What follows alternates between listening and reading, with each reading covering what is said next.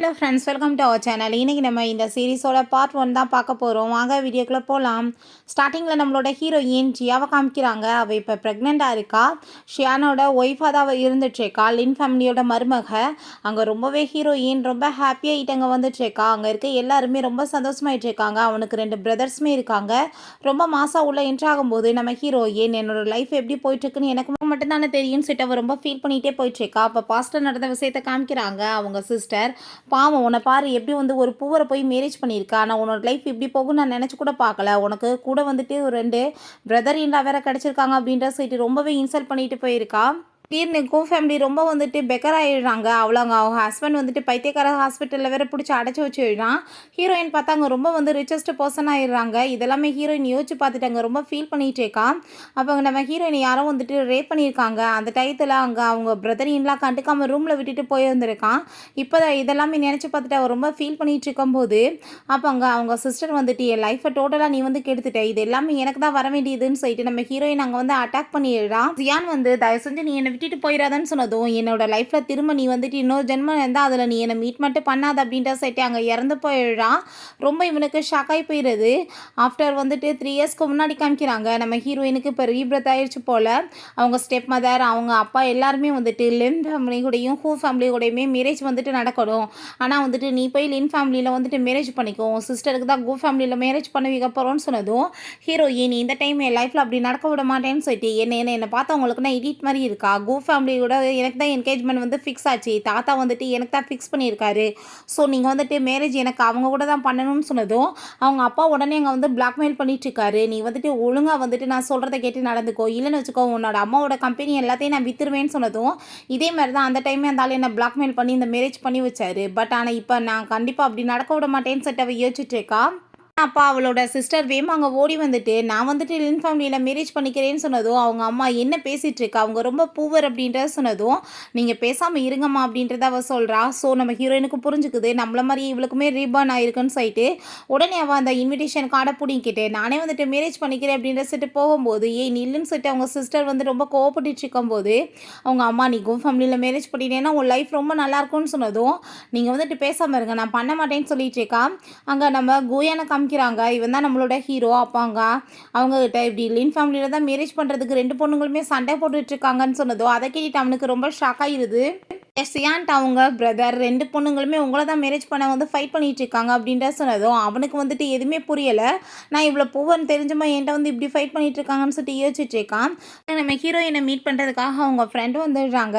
2 பேருமே வந்துட்டு இப்படி வந்து நடந்த எல்லாத்தையுமே பேசிகிட்டு இருக்கும்போது அப்போ அவங்க சிஸ்டர் வந்துடுறா. நான் வந்துட்டு பேசாமல் லின் ஃபேமிலியில் மேரேஜ் பண்ணிக்கிறேன், நீ ஃபேமிலியில் போய் மேரேஜ் பண்ணிக்கோ, நான் உனக்கு 1 மில்லியன் காசு கொடுக்குறேன்னு சொன்னதும் என்னது 1 மில்லியனா, அவங்க வந்துட்டு உனக்கு டவுரியாக கொடுக்குறதே 5 மில்லியன், என்னை போய் வந்துட்டு இப்படி 1 மில்லியன் வந்துட்டு வாங்கிட்டு போக சொல்லிட்டு இருக்கேன்னு சொல்லிட்டு அவள் கேட்குறான். அந்த சைடில் தான் நம்ம ஹீரோவுமே அங்கே வந்துட்டு இருக்கான்.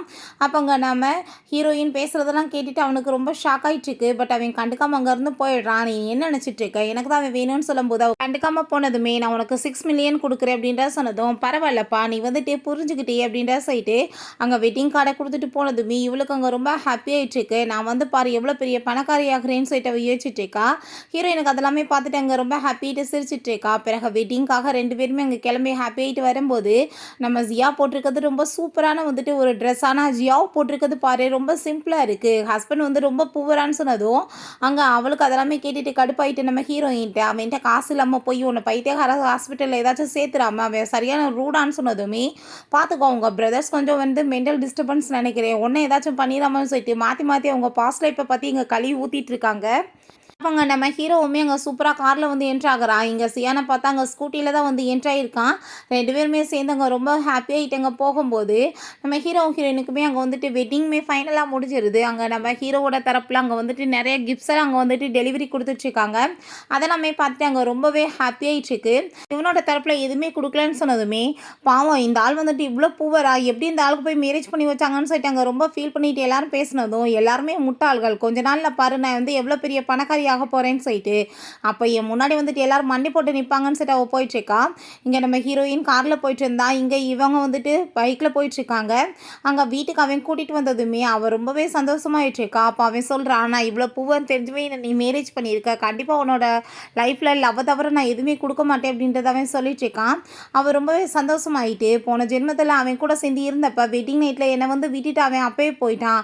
இவ கூட இவன் என்ன பண்ண போகிறான்னு தெரியலன்னு சொல்லிட்டு இவளோட மனசில் ஃபுல்லாக கூடி சீக்கிரம் பணக்காரி ஆயிடுவோன்னு சொல்லிட்டு அவன் கூட ரொமான்ஸ் பண்ண ஸ்டார்ட் பண்ணிடுறான். ஹீரோ அவங்க ரூமுக்கு தூக்கிட்டு வந்துட்டு பெட்டில் தூக்கி போட்டுட்டு, உனக்கு இந்த வீட்டில் வந்துட்டு இந்த ஃபேமிலியோட அடையாளம் வேணால் கிடைக்கும், ஆனால் என்கிட்ட நீ எந்த லவ்வையுமே எதிர்பார்க்காத அப்படின்ட்டு சொன்னதும் அப்போ அங்கே நம்ம ஹீரோயின் சிரிச்சுட்டு அதை பார்த்துட்ருக்கா. அப்போ அங்கே அசிஸ்டன்ட் மிஸ் லூக் வந்துட்டு ரொம்ப உடம்பு முடியாமல் போயிடுச்சு அப்படின்ற விஷயத்த சொன்னதுமே அவன் கிளம்ப போகும்போது, நீ ஃபஸ்ட்டு வந்துட்டு அவள் இங்கே இருக்காளா இல்லை ஹாஸ்பிட்டலில் இருக்காளான்னு சொல்லிட்டு கால் பண்ணி கேளுன்னு சொன்னதும் அங்கே ஃபோன் பண்ண அவங்க ஹாஸ்பிட்டலில் சேஃபாக இருக்காங்கன்னு சொன்னதுமே நம்ம ஹீரோயின்ட்ட உனக்கு எப்படி இது தெரியும்னு சொன்னதும், உனக்கு மேரேஜ் நடக்க போதுன்னா கண்டிப்பாக அவளுக்கு ரொம்ப ஹர்ட்டாக இருக்கும், அதனால் ஆல்ரெடி நான் வந்துட்டு அங்கே ஆளெல்லாமே ஏற்பாடு பண்ணிட்டேன்ப்பா, நீ அதை பற்றிலாம் கவலைப்படாத, உன்னோட ஒய்ஃப் மேலே தான் உன்னோட கவனம் இருக்கணும் அப்படின்றத சொல்லிட்டேக்கா. நீ வந்துட்டு உண்மையிலே வந்துட்டு எனக்கு ஒருத்தா இல்லையான்னு நான் தெரிஞ்சுக்க வேணாமான்னு சொன்னதும் நம்ம ஹீரோ, நீ வந்துட்டு என்கிட்ட இப்படியா பேசிகிட்டு இருக்கேன்னு சொல்லிட்டு இங்கே கிஸ் பண்ணுற மாதிரி பக்கத்தில் வந்ததுமே ஹீரோயின் கோவப்பட்டு பிடிச்சி தள்ளி விட்டுட்டு, எனக்கு வந்துட்டு இதில் கொஞ்சம் கூட இன்ட்ரெஸ்ட் கிடையாது, நான் கெஸ்ட் ரூமில் போய் தூங்க போகிறேன், உனக்கு என்ன பிடிக்காதுன்னு எனக்கு நல்லா தெரியும்னு சொல்லிட்டு அங்கேருந்து போகும்போது ரொம்ப அவனுக்கு கடுப்பாய் போயிடுது. இவன் என்ன நினச்சிட்டு இருக்கா, என்னவே இன்சல்ட் பண்ணிட்டு போயிட்டு இருக்காளான்னு சொல்லிட்டு ரொம்ப கோவப்பட்டுட்டு இருக்கான்.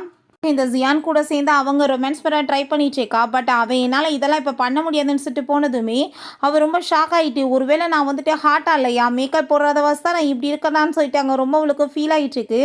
நெக்ஸ்ட் டே அவங்க மதுரை நாட்டை அவங்க வந்துட்டு சர்வ் பண்ணிச்சேக்கா. அப்போ அவங்க ரொம்ப ஹாப்பி ஆகிட்டு அவளுக்கு அங்கே வந்துட்டு காசெல்லாம் கொடுத்ததுமே இந்த காசு என்ன இவ்வளோ கம்மியாக இருக்குது அப்படின்ட்டு சொல்லிட்டு யோசிக்கிறா. பட் அந்த போன லைஃப்பில் வந்துட்டு அவங்க அம்மா அங்கே வந்துட்டு அதை குடிக்க கூட மாட்டேன்னு சொல்லிட்டு ரொம்ப இன்சல்ட் பண்ணியிருக்காங்க. பட் இதுக்கு எவ்வளோ பெட்ரு அப்படின்ற சொல்லிட்டு அவள் ரொம்ப ஹாப்பி ஆகிட்டுருக்கா.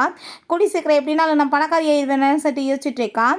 நெக்ஸ்ட் டே நம்ம ஹீரோயின் அவங்களுக்கு போய் அங்கே ஷோ பண்ணிட்டு இருக்கும்போது ஆனால் அங்கே உல்ட்டாவும் நடக்குது. நம்ம ஹீரோயினுக்கு அவங்க பேங்கெல்லாம் கொடுத்துட்டு நிறைய பணம்லாம் கொடுக்குறாங்க. என் பையன் உன்னை ஏதாச்சும் வந்து தொந்தரவு பண்ணானா நீ என்கிட்ட சொல்லு, நான் கண்டிப்பாக வந்துட்டு அவனை ஒரு வழி பண்ணிடுவேன்னு சொல்கிறாங்க. அப்படிலாம் எதுவுமே கிடையாது ஆண்டி, நான் வந்துட்டு ரொம்ப லவ் பண்ணிட்டு இருக்கோன்னு சொல்லிட்டு அங்கே பேசிகிட்டு இருக்காங்க. ஹீரோயின்ட்ட நீ இப்படிலாம் அவங்க முன்னாடி ஆக்டிங் பண்ண வேண்டிய அவசியம் என்ன இருக்குன்னு சொன்னதோ, ஆக்டிங் பண்ணலன்னா அவங்களுக்கு உடம்பு முடியாமல் போகப்பா, அதனால தான் அப்படின்றத சொல்லிட்டு இருக்கா. அப்போ அந்த மிஸ் லூன்றவ அங்கே வந்துடுறா. நம்ம ஹீரோயினை பார்த்து, நீங்கள் இவங்கள தான் மேரேஜ் பண்ணிக்கிட்டீங்களா அப்படின்ற சொல்லி கேட்டுட்டு, நேற்று நான் ஹாஸ்பிட்டலில் இருந்து நீங்கள் ஏன் வந்து என்னை பார்க்க வரலன்னு சொன்னதும், அதான் ஆல்ரெடி உனக்கு வந்துட்டு உடம்பு சரியாயிடுச்சு, நான் தான் டாக்டரெல்லாம் ஏற்பாடு பண்ணியிருந்தோமே, அப்புறம் ஏன் உன்னை பார்க்க வரணும், நேற்று எங்களுக்கு வெட்டிங் நைட்டு அதனால தான் அப்படின்ற சொன்னதும் அவளால் எதுவும் பேச முடியலை.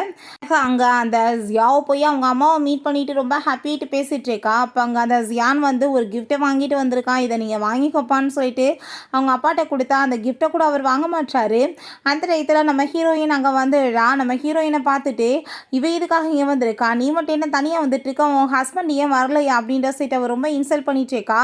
நீ இதுக்காக இப்படி தேவையில்லாமல் பேசிகிட்டு இருக்கேன்னு சொல்கிறப்ப, ஏன் உன் ஹஸ்பண்டை பற்றி எனக்குன்னா தெரியாதா அப்படின்ற சொன்னதும், அவன் ரொம்ப பிஸியாக இருக்கான் அதனால தான் வரலன்னு சொன்னதும், போய் பேசிகிட்டு இருக்காத, கண்டிப்பாக எனக்கு தெரியும் அவன் வந்திருக்க மாட்டான், அவன் எப்பேற்பட்ட ஆளுன்றது எனக்கு நல்லா தெரியும்னு சொல்லிட்டு அப்பா ஒருவேளை இவங்க மதுரையில் அடித்து வெளியே வாட்டி விட்டாரோ என்னமோன்னு சொன்னதுமே அங்கே நம்ம ஹீரோயினுக்கு ரொம்ப கோவமாயிட்டு, யாரை பற்றி பேசிகிட்டு இருக்கா, என்னோட மதுரையில் பாரு எனக்கு எப்படி வந்துட்டு கிஃப்ட் கொடுத்துருக்காங்கன்னு சொல்லிட்டு அந்த பேங்கிள்ஸை காமிச்சதுமே ரொம்பவே அங்கே கோவமாயிட்டு, இது எப்படி உள்டாவும் நடந்துட்டு இருக்குன்னு சொல்லிட்டு அது எனக்கு தான் வேணும்னு சொல்லிட்டு பிடுங்கும் போது ஹீரோயின் கோவப்பட்டு கணத்தில் அரைஞ்சிடா. அப்போ அவங்க அம்மா கோவப்பட்டாங்க, சண்டை போடும்போது அவங்க அப்பா நீ இதுக்காக இப்படிலாம் பண்ணிட்டு இருக்குன்னு சொல்லிட்டு அங்கே வந்து கத்திட்டு இருக்காரு. நீ என்ன நினச்சிட்டு இருக்க, என்னோட லைஃப்பில் வந்துட்டு இப்படிலாம் கஷ்டமாக இருக்கும்னு நினச்சிட்டு இருக்கேன்னு சொல்லிட்டு கேட்கும்போது அவள் கோவப்பட்டு அடிக்க வரும்போது அங்கே நம்ம ஹீரோ வந்துடுறான். என்னோட ஒய்ஃப் மேலே யாராச்சும் கையை வச்சிங்கன்னா கண்டிப்பாக சும்மா விட மாட்டேன்னு சொல்லிட்டு இருக்கான். அங்கே அவள் வேறு ஹக் பண்ணிக்கிறா வேணும் நேபம். அவளுக்கு ரொம்ப ஷாக்காக இருது, என்ன நடந்துட்டுருக்குன்னு சொல்லிட்டு. போன ஜென்மத்தில் இவன் இந்த லூ கூட சேர்ந்து இருக்கிறப்ப இவ போய் சண்டை போட்டிருக்கா, என்னோட ஹஸ்பண்டாக இருந்துட்டு நீ எப்படி அவ கூட க்ளோஸாக இருக்கலான்னு சொல்லிட்டு. அப்போ அங்கே வந்துட்டு அவன் அடித்து தள்ளி விட்டுருக்கான், உனக்கு எனக்கு என்ன சம்மந்தம் இருக்குன்னு சொல்லிட்டு. இப்போ ஏன் இப்படி நடந்துட்டுருக்குன்னு சொல்லிட்டு அவளுக்கு எதுவுமே புரியலை. நம்ம ஹீரோயின் அவங்க அப்பாக்காக அங்கே வந்துட்டு சில ப்ராப்பர்ட்டிஸ்லாம் அங்கே வந்து கொடுத்ததுமே அதை பார்த்துட்டு அங்கே ரொம்பவே அவர் ஹாப்பி ஆகிட்டு வாங்க எல்லாமே போய் சாப்பிட்லாம் அப்படின்ற சொல்கிறாரு. இப்போ நம்ம ஹீரோயின்ட்ட நீ அந்த குடும்பத்தோட இப்போ வாரிசாக போகிற, நீ இதுக்கப்புறம் வந்து எல்லாத்தையுமே வந்துட்டு ஒழுங்காக கற்றுக்கணும்னு சொன்னதும், என்னோட ஒய்ஃபை நான் நல்லபடியாக பார்த்துக்கிருவேன்னு அவன் சொல்லிட்டு இருக்கான். அவள் எதுவுமே வந்துட்டு கற்றுக்கணும்னு அவசியம் இல்லை, அவள் எப்படி இருக்காளோ அப்படியே இருக்கட்டும்னு அவன் சொல்கிறான். நான் வந்துட்டு அவங்க அம்மாவோட கம்பெனி அவளுக்கே கொடுக்க போகிறேன், ஸோ அவள் வந்துட்டு அதோட ஓனராக இருக்கணும்னா கற்றுக்கணும்னு சொன்னதுமே அவர் ரொம்ப கோவமாயிட்டு, நீங்கள் என்னப்பா பேசிகிட்டு இருக்கீங்க, அந்த கம்பெனிங்க நீங்கள் எனக்கு தானே கொடுக்குறேன்னு சொன்னீங்க, ஆனால் வந்துட்டு ஏன் இப்படி வந்து பண்ணிட்டு இருக்கீங்கன்னு சொல்லிட்டு கேட்டதுமே பார்த்ததுமே அவர் கோவப்பட்டு கணத்தில் ஆரம்பிச்சிட்டாரு. எதுக்கு எடுத்தாலும் எங்கே வந்தாலும் ஏதாச்சும் பிரச்சனை தான் பண்ணிட்டு இருப்பேன்னு சொல்லிட்டு. அப்போ உடனே அங்கே ஹீரோயின் மேலே தண்ணியை தூக்கி ஊற்றுறதுக்கு அங்கே ரெடி ஆகிடுறா. அப்போ அங்கே நம்ம ஜியான் வந்துட்டு பிடிச்சிட்டு நீ இப்படிலாம் பண்ணாதன்னு சொல்கிறப்ப நீ என்ன வந்து பண்ணிட்டுருக்க அப்படின்ற செட் அவளுக்கு கோபமாகுது. ஏன்னா பாஸ்ட் லைஃப்பில் தன்னோட ஒய்ஃபை வந்து கிண்டல் பண்ணவங்கள இவன் தான் போய் வந்து ஸ்டாப் பண்ணியிருக்கான். என்னோட ஒய்ஃப் பக்கத்தில் வந்தீங்கன்னா பார்த்துக்கோங்கன்னு சொல்லிட்டு இப்போ அந்த மாதிரி எதுவுமே நடக்கலைன்னு சொல்லிட்டு அவளுக்கு ரொம்ப கோவமாயிட்டு நீ இப்போ எனக்கு தானே சப்போர்ட் பண்ணணும், ஏன் நீ இப்படி பண்ணிட்டு இருக்கன்னு சொல்லிட்டு ரொம்ப கோவப்பட்டுருக்கா.